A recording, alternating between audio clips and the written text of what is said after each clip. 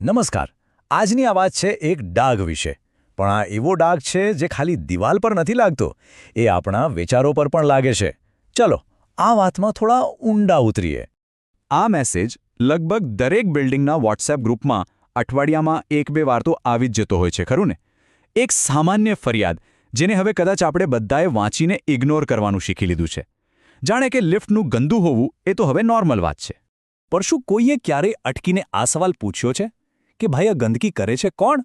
Problem વિશે વાતો કરવી બહુ સહેલી છે, પણ જવાબદારી લેવી એ અઘરી છે. આ વાર્તા એ જ સવાલના જવાબની એક સફર છે.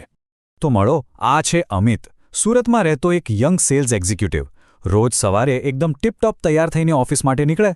શર્ટ પર એક કરચલી નહીં, શૂઝ એકદમ ચમકતા, પરફ્યુમ તો દૂરથી જ ખબર પાડી દે કે અમિત આવી રહ્યો છે.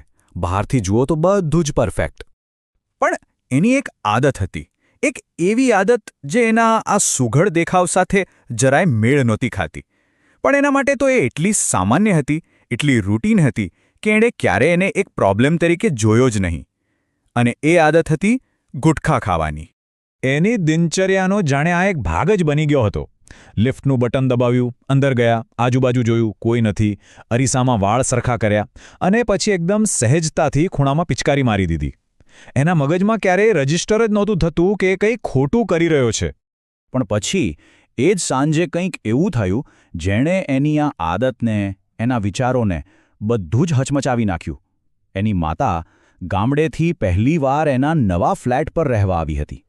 અમિતે ફોન પર કહ્યું, મમ્મી, લિફ્ટથી ઉપર આવી જા, 7મા માળે જ છે. પણ થોડીવાર પછી એની માતાનો ફોન આવ્યો અને એમના શબ્દો સાંભળીને અમિતને આંચકો લાગ્યો. એમણે કહ્યું કે તેઓ 7 માળ સીડી ચડીને ઉપર આવી રહ્યા છે.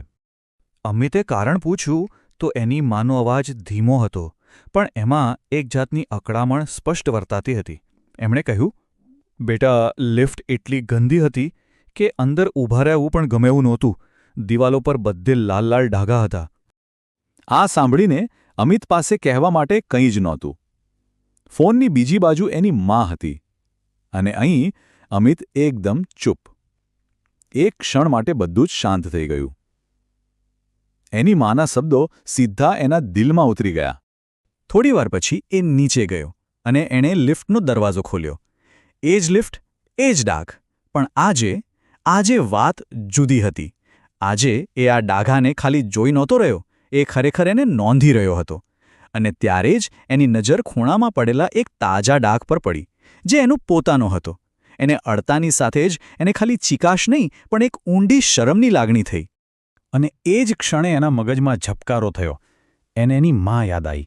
એની મા જે ઘરનો એક એક ખૂણો એટલા માટે સાફ રાખતી કે કોઈ મહેમાન આવે તો એને ખરાબ ન લાગે, એને અણગમો ન થાય. અને બીજી બાજુ એ પોતે હતો, જે રોજ બીજાઓ માટે, અજાણ્યા લોકો માટે અણગમાનું કારણ બની રહ્યો હતો.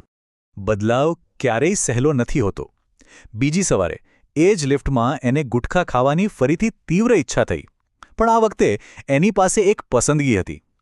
એણે આદતને શરણે જવાને બદલે થોડું ચાલીને કચરાપેટી સુધી જવાનું નક્કી કર્યું. પહેલાં 1-2 દિવસ બહુ અઘરા ગયા, પણ ધીમે ધીમે એને પોતાની આદત પર કંટ્રોલ આવવા લાગ્યો. એક રવિવારે એણે એક નાનું પણ બહુ મોટું પગલું ભર્યું. સોસાયટીના નોટિસ બોર્ડ પર એક નાનો કાગળ ચોંટાડ્યો. એના પર કોઈનું નામ નહોતું, બસ એક સાદો સંદેશ હતો. આ પોતાની ભૂલ સુધારવાની સાથે સાથે બીજાઓને પણ એક ચૂપચાપ પ્રેરણા આપવાનો પ્રયાસ હતો. અને આશ્ચર્યની વાત એ છે કે એની અસર થઈ.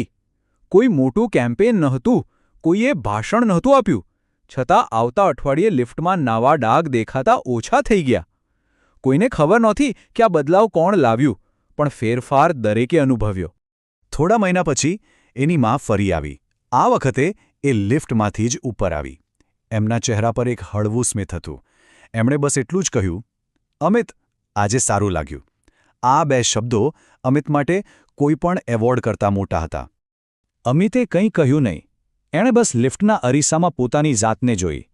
પહેલાં આ એ જ અરીસો હતો જેમાં એ પોતાની આદતને જોતો હતો. પણ આજે એને એ જ અરીસામાં પોતાની જવાબદારીનું પ્રતિબિંબ દેખાયું. અને આ વાર્તા આપણને એક બહુ જ ઊંડા વિચાર પર લાવીને મૂકી દે છે. દિવાલ પર દેખાતો એ લાલ ડાઘ એ ખાલી ગુટખાનો ડાઘ નથી, એ માણસની પોતાની અને આસપાસના લોકો પ્રત્યેની જે વિચારસરણી છે ને, એની નિશાની છે. એક કદમ विकसित भारत की ओर।